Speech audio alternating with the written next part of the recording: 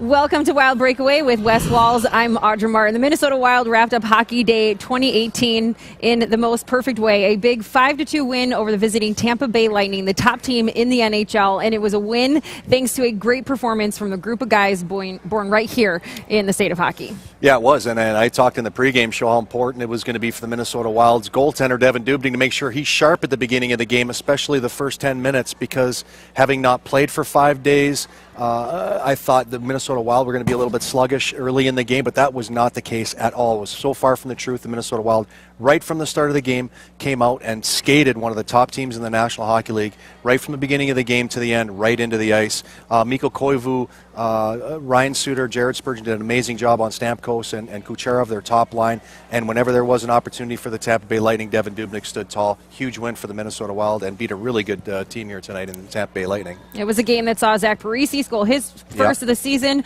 a game winner from Nate Prosser. We also saw Matt Cullen hit a big milestone with his 700th career point. Here's a look at tonight's final stats. Again, a big 5-2 win, 35 shots on net for the Wild, just 23, one of the lowest totals for the Tampa Bay Lightning so far this season. The Wild go 1 for 2 on the power play and kill off 3 of their 4 penalty kills. It's time to take a look at what's next, presented by CenturyLink.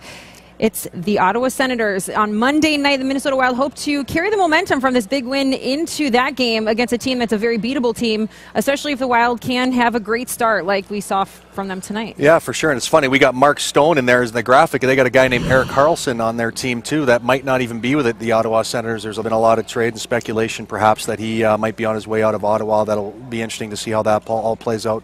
Ottawa's a team that is struggling.